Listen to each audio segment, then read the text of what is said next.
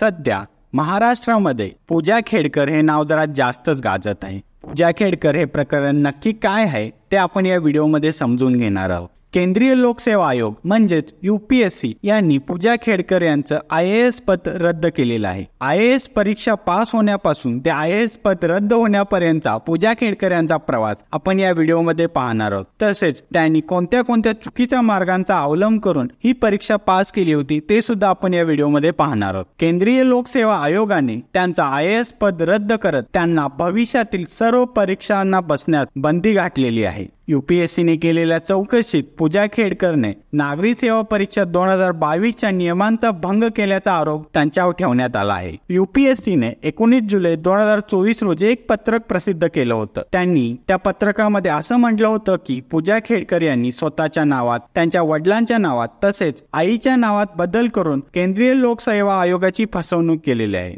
याचबरोबर त्यांनी परीक्षेचा फॉर्म भरत असताना फोटो, सही, ईमेल ID, मोबाईल नंबर आणि पत्ता बदलून परीक्षा देण्याची कमाल मर्यादा ओलांडली आहे, हे सुद्धा यूपीएससीने नमूद केलेलं आहे। त्यांना यूपीएससीने 18 जुलै 2024 रोजी नागरी सेवा परीक्षा 2022च्या नियमांचं उल्लंघन केल्याप्रकरणी कारणे दाखवा नोटीस पाठवली होती। पूजा खेडकर यांनी आपली खोटी माहिती देत परीक्षा देण्याची कमाल मर्यादा ओलांडली असल्याचा यूपीएससीचा ठपका होता। 34 वर्षीय पूजा खेडकर यांना 25 जुलै 2024 पर्यंत बाजू मांडण्याची मुदत वाढवून देण्यात आली होती, पण तिने 4 ऑगस्ट पर्यंतची वेळ वाढवून मागितली होती। यूपीएससीने त्याला 30 जुलै पर्यंतची मुदत वाढ दिली आणि ही शेवटची संधी आहे असं त्यांना सांगून टाकलं। मात्र या वाढवून दिलेल्या मुदतीतही पूजा खेडकरनी आपली बाजू न मांडल्यामुळे यूपीएससीने ही कारवाई केलेली आहे। पूजा खेडकर यांच्या प्रकरणात चौकशीसाठी केंद्र सरकारने एक समितीची स्थापना केली होती। ही समिती पूजा खेडकर यांच्या निवडीबाबत करण्यात आलेले दावे आणि इतर तपशिलांची चौकशी करणार होती। दरम्यान पूजा खेडकर यांची वाशिम जिल्ह्यात बदली करण्यात आली होती। 11 जुलैला त्या वाशिम मध्ये रुजू झाल्या होत्या। आपल्या ट्रेनिंगच्या काळात पुणे जिल्हाधिकारी कार्यालयाकडे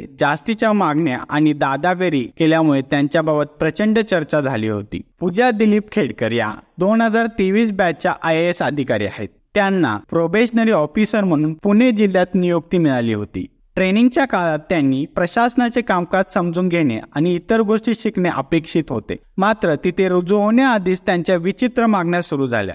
त्यांनी ट्रेनिंगच्या आधीच जिल्हाधिकाऱ्यांकडे विविध मागण्या करायला सुरुवात केली। त्यामध्ये त्यांनी बसण्यासाठी स्वतंत्र चेंबर व ते व्यवस्थित असणे तसेच तिथे हायफाय सुविधा पुरवल्या जाव्यात अशी त्यांनी जिल्हाधिकाऱ्यांकडे मागणी केली होती। तसेच यासाठी त्यांनी त्यांच्यावर दबाव सुद्धा आणला होता। मात्र ट्रेनी अधिकाऱ्यांना या सुविधा देता येत नाहीत, तसेच निवासस्थानाची व्यवस्था केली जाईल असे सांगण्यात आले होते। 3 ते 14 जून या काळात त्यांनी सर्व अधिकाऱ्यांबरोबर बसून कामकाजाची माहिती घेणं आवश्यक होतं, पण त्यांनी तसं न करता ऑफिसला न जाणंच पसंत केलं। पूजा खेडकर यांची जिल्हाधिकारी कार्यालयामध्ये 4थ्या मजल्यावर बसण्याची व्यवस्था करण्यात आली होती। मात्र या कक्षाला अटॅच बाथरूम नसल्यामुळे त्यांनी ती नाकारली। त्यानंतर वडिलांबरोबर त्यांनी VIP सभागृहात जागा शोधली, मात्र तिथे इलेक्ट्रिक फिटिंग नसल्यामुळे पूजा खेडकर पुन्हा एकदा नाराज झाल्या।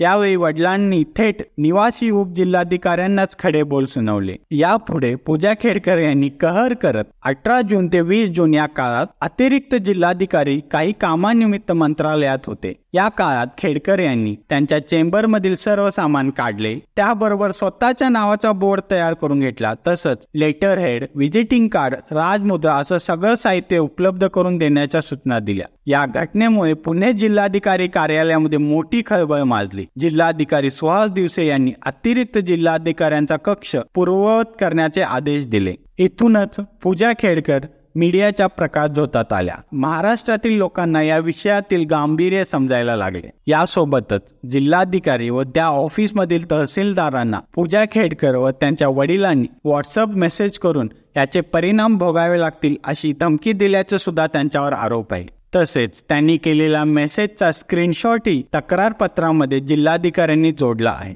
एवढा धिंगाणा घालणाऱ्या पूजा खेडकर आहेत तरी कोण? पूजा खेडकर 2023 बॅचच्या IAS अधिकारी आहेत त्या व्यवसायाने डॉक्टर आहेत. 2022 मध्ये त्यांची बहुविकलांगता या प्रवर्गातून या पदासाठी निवड झाली होती. 2022 मध्ये झालेल्या परीक्षेत त्यांचा 821वा क्रमांक आला होता. त्यांचे वडील दिलीप खेडकर हे देखील महाराष्ट्र शासनात ज्येष्ठ अधिकारी होते. एवढे शिक्षित आई वडील व स्वतः एक डॉक्टर असताना सुद्धा आपल्या पॉवरचा चुकीचा वापर करून पूजा खेडकर यांनी पुणे जिल्हाधिकारी कार्यालयामध्ये धिंगाणा घातला होता.